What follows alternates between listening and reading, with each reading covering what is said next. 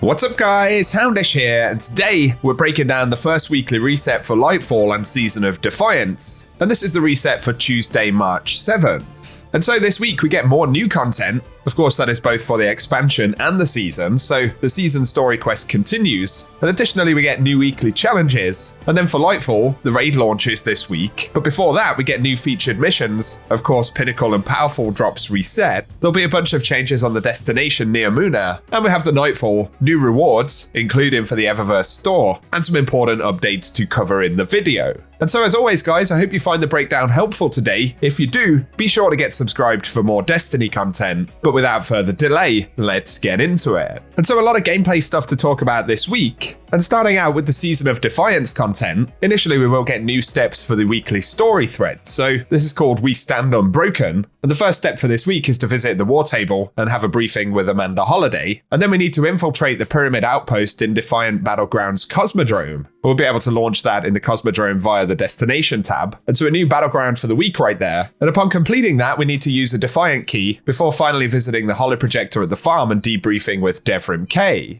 And after that, we'll simply be waiting for more steps the following week.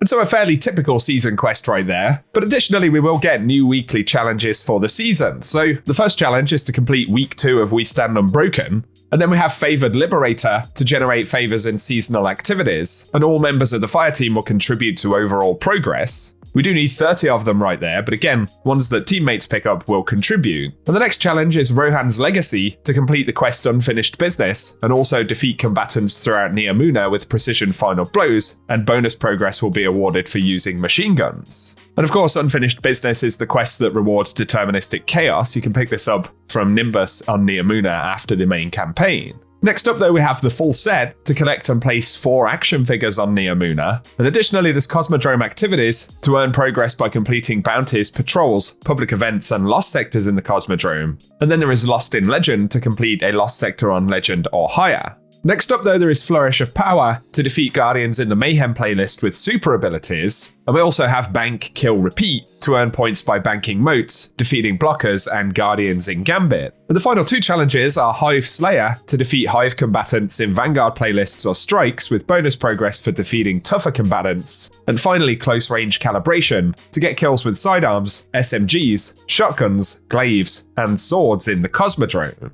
So there'll be a good few challenges up right there. But heading over to Nea Muna, we should see the weekly replayable story mission rotate. Presumably we'll get the second mission, and this is the one where you can get a pinnacle drop by getting a score of 100,000 or better. Also, as far as we know, the Vex Incursion Zone is likely to change location, so it looks like this area is similar to the zone that we had on Europa, and will rotate around the map on a weekly basis. We should also get a new partition mission, and in-game it says we'll find a new access point after the weekly reset. And of course, on top of that, all Powerful and Pinnacle reward sources will be refreshed across the entire game. Getting on to playlist stuff though, the Crucible will feature Mayhem this week, and there'll also be bonus Crucible ranks all week long, so if you're looking to level up in Crucible, it's going to be a good time to play. Moving over to Gambit, Gambit will feature Gambit, but of course there is Pinnacle and Powerful drops right there. And finally for the Vanguard, the featured Nightfall for this week will be Battlegrounds Mars, so that'll be a really interesting one to check out. But in terms of the featured Nightfall weapon, we can't say for sure what that will be just yet, as we'll need to see the full rotation of them drop before we have an idea of what that cycle will be. However, for the raid and dungeon rotation, this week we're going to see the Garden of Salvation and the Grasp of Avarice will be featured. Both of these will drop their unique items with updated power relevancy, and will get pinnacle drops on completion. And of course, speaking of raids, we're going to get the brand new Lightfall raid this Friday. Of course, this is the Root of Nightmares raid. So it's going live on March 10th at 9 AM PST, which will be 5 PM in the UK. That's the daily reset time on Friday. And Bungie have said the contest mode will feature a 1780 power cap for all encounters. So it will only be effective to 1780 power for the raid in the first couple of days. And then after Sunday's daily reset, it will go to its normal mode power level. So let us know down below if you plan to jump into the new raid this weekend. That does finally take us to the Eververse store for the week though. And so this week for Bright Dust, we'll get the Read the Map exotic emote. That'll be 3,250 Bright Dust. Additionally though, there is the Star Devil Predator exotic ship, and that'll be up for 2,000. Then we have the Pyramid Entrance Transman effect, which will be 450 Bright Dust. And the featured shader this week will be Carbon Blood. As always, that'll cost 300 Bright Dust, but there is another featured one listed right here, which is Chitin Slate. So possibly we're getting two right there. Additionally though, there is the Dubious Correlation exotic emote. That one's 3,250. Plus we have the Stow the Rings legendary emote for 700 Bright Dust. Then getting on to some of the exotic items, we have the Urban Commander exotic Sparrow for 2,500 Bright Dust. The Aoki Fast SL65 ship for 2,000. And then 3 exotic ornaments for different classes for armor pieces. And these are 1,500 Bright Dust each. So we have the R3 Treads ornament for Stompies, as well as the Belanus Boosters ornament for Lion Rampant. And finally the Lace Riders ornament for the Warlock's Lunar Faction boots. But the featured exotic weapon ornament this week will be for Dead Man's Tail, and that's the Noble Burden. But finally we'll also see the Spider projection, a ghost projection there for 1,500 Bright Dust. And actually the Eververse store does feature quite a lot of older items for this first couple of weeks of the season. But if you want to see some of the newer stuff coming a bit later on, I've got a full calendar video which I will link in the description box. In terms of the Lost Sector rotation, right now, we don't know exactly what that cycle of featured activities will be, so we'll start covering that again once we have a better idea. But the final bit of content some folks like to know about is for the Ascendant Challenge, and this week it will be the Forfeit Shrine, which is accessed via the Gardens of Isilla. So if you want some gameplay for how to find that one this week, we'll run it at the end of the video. But otherwise, guys, as always, I hope you've enjoyed this one, and if you have, a rating down below really does help us out on the channel. Let us know what you're planning to do inside of the game this week, and once again, if you want to see more Destiny content, be sure to get subscribed and I will keep you posted. Otherwise though, as always, I appreciate you tuning in, and I hope you guys have an awesome day.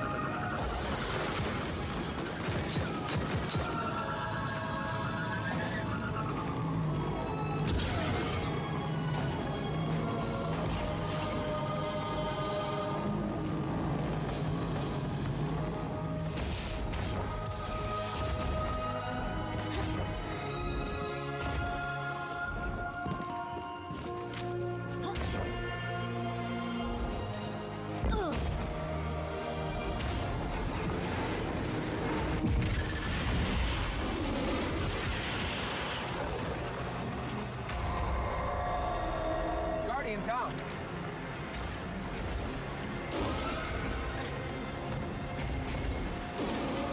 Guardian down.